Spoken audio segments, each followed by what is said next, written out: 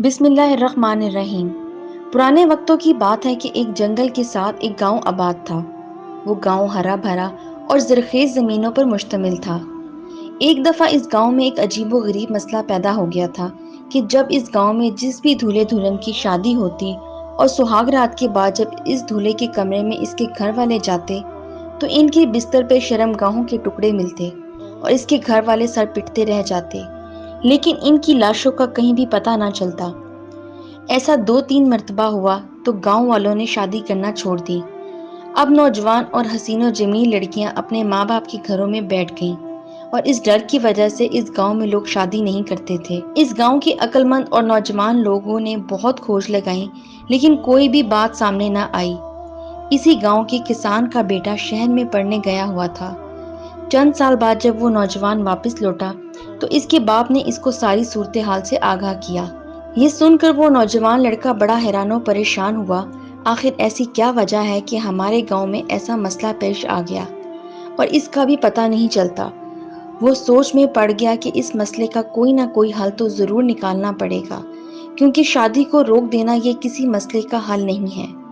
اس کے بعد اس نے باپ کو کہا کہ وہ گاؤں کے تمام بزرگوں کو ایک جگہ اکٹھا کرو، ہم تمام مل کر اس مسئلے کا حل نکالتے ہیں۔ اس کے باپ نے تمام بزرگوں کو اکٹھا کیا اور اس نوجوان نے کہا کہ بزرگوں، ہر مسئلے کا کوئی نہ کوئی حل ہوتا ہے اور اس مسئلے کا بھی کوئی نہ کوئی حل ضرور ہوگا۔ گاؤں والوں نے سوچنا شروع کیا لیکن کسی کو اس کا حل نظر نہ آیا، کیونکہ ماں باپ یہ رسک نہیں لینا چاہتے تھے کہ کسی بھی بیٹے یا بیٹی کے والدین اپنی اولاد کا رشتہ نہیں کرنا چاہتے تھے، کیونکہ وہ کہتے تھے کہ ان کی شادیوں سے زیادہ ان کی جان کی قیمت ہے۔ پھر وہ کھڑا ہوا اور کہا، اگر تم گاؤں والے مجھ پر اعتماد کرتے ہو تو تمہیں میں ایک ترکیب بتاتا ہوں۔ تو گاؤں والوں نے کہا کہ تم ہمارے گاؤں کے واحد پڑھے لکھے نوجوان ہو، تمہارے علاوہ اس گاؤں میں کوئی پڑھا لکھا نہیں ہے، اس لیے تم پر ہمارا اعتبار کرنا تو بنتا ہے۔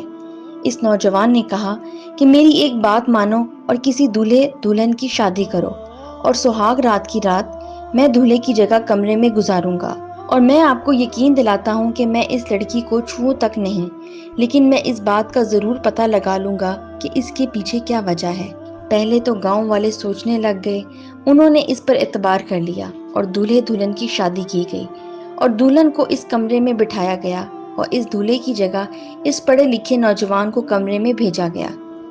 جب آدھی رات کا وقت ہوا تو اس نوجوان نے بستر کی شکل اس طرح بنا دی کہ ایسا لگتا تھا کہ اس میں دولہا اور دلہن رہے ہیں، لیکن خود ایک کونے میں چھپ کر بیٹھ گیا اور دلہن کو بستر میں سلا دیا۔ وہ اس بات کے انتظار میں تھا کہ آخر ہر سہاگ رات کی رات کمرے میں کیا ہوتا ہے۔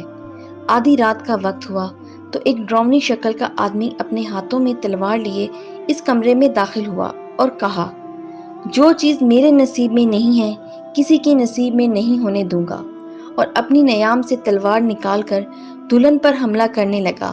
تو اس نوجوان نے اس کو پکڑ لیا اور اس کی تلوار سے ہی اس کی گردن پر رکھ دی اور ادھر سے گاؤں والوں کو آواز لگائی تو تمام گاؤں والے کمرے میں آ گئے۔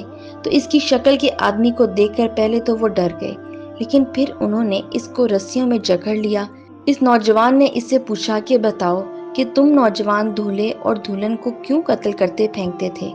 تو اس نے کہا، میں نے بڑے ارمانوں سے اپنی شادی کی تھی، لیکن شادی کی رات کو ڈاکوؤں نے میری بیوی کو اٹھا کر لے گئے۔ میں نے اس دن سے ٹھان لیا اور اس دن کے بعد میں نے ٹھان لیا تھا کہ میں بھی کسی کی شادی کرنے نہیں دوں گا، اور جو ایسی غلطی کرے گا اس کو میں انجام تک پہنچا دوں گا۔ تو اس نوجوان نے کہا، تمہارے ساتھ ناانصافی ہوئی تھی، تم گاؤں کے سرپنچ کے پاس آتے یا قاضی کی عدالت میں جاتے، تمہیں ضرور انصاف مل جاتا، لیکن ان معصوم اور بے گناہ لوگوں کو قتل کرنے کا کیا فائدہ؟ اس کے بعد اس نوجوان نے اس کو قاضی کی عدالت میں پیش کر دیا اور قاضی نے اس کو سنسار کرنے کا حکم دے دیا، اور اس طرح اس نوجوان کی عقل مندی اور بہادری سے گاؤں والے اتنی بڑی مصیبت سے نکل گئے۔